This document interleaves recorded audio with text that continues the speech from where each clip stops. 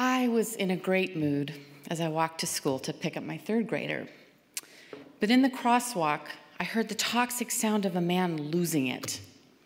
He was in his large, red, penile compensation muscle car in the wrong lane, and he rolled down his window to scream at the crossing guard, who was also a friend. She managed a very chaotic corner where group stupid happens. She didn't make enough to get yelled at, but then again, nobody does. He ordered her to part the line of cars in his way, that she somehow used the infinite power that is obviously hidden in a wooden handheld sign to move 20 tons of steel for him. His rage set off something ancient in me. He became hoarse. His foul energy was a threat to my child's school, and I had enough. I looked in his cowardly sunglasses, and I yelled with the worst thing I could come up with. "Have a nice day," as he screeched off. Once I got home, my anger still festered. How dare he yell at a protector of children? A gear shifted in my head, and I told my husband, "I'm going out to take care of something for school."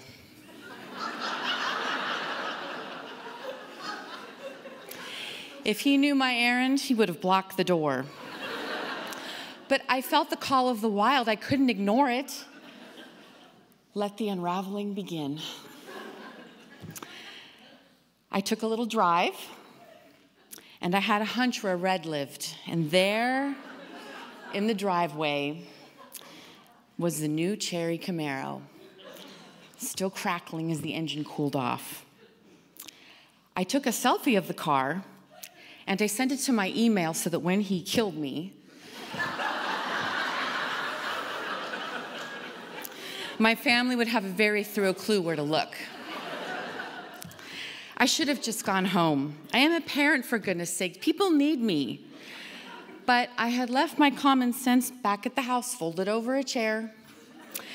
I was in no mood for cool-headed thinking. I approached the force field, which tried to push me off his front steps. I saw his no solicitors plaque still smoking from being branded into the wood. A doorbell ripped out by the roots. A metal screen door, which may have had a current running through it. Curtains stuck to the windows. Just leave now. My hand shook. I knocked. I heard dogs with wet, hot barks, which explained the curtains being stuck to the windows.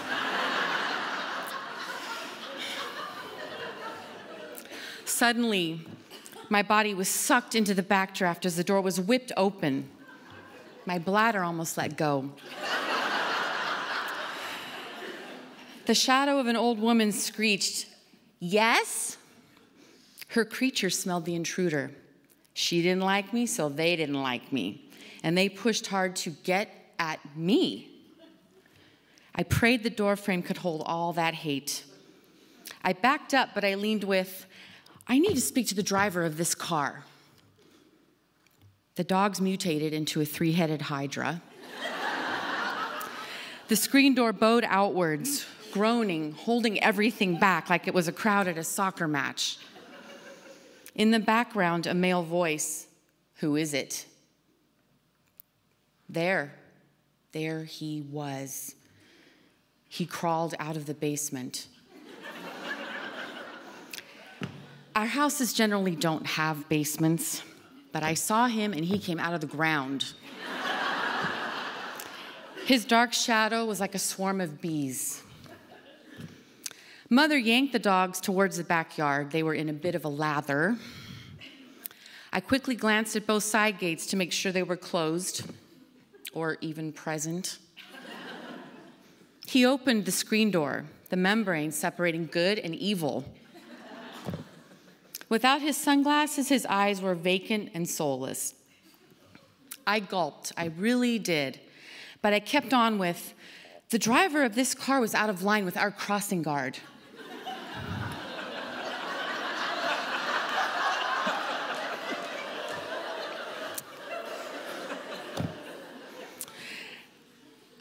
I've been home all day. Swagger, taunt. I'll bet you have, I said in my head, which had burst into flames. In your 30s, living with Ma and the hounds.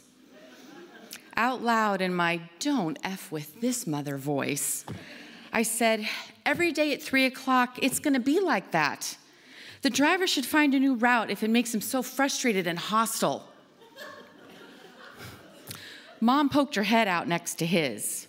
My eyes met his black sockets and said, yes, I know it's you, and you know it's you, and Ma's confused, but you and I both know who we're talking about.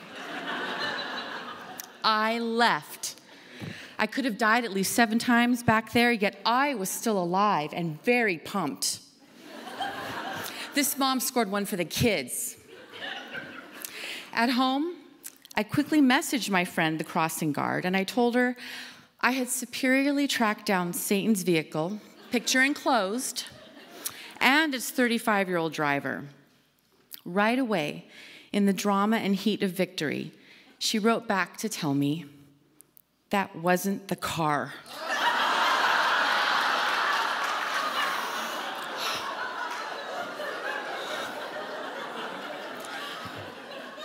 Oh my goodness, where did all my oxygen go?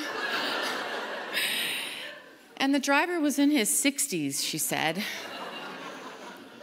He wasn't 35? I typed in a new disbelief bold font called, what, are you kidding me? No, definitely 60-ish. I had the wrong car and the wrong guy. What I did was pretty extreme, but I needed to do this one for the crossing guard, for the kids. And it was very worth it because next time I know when I need it, I will have the courage, the conviction, and the words. Just need to say it to the right person. Thank you.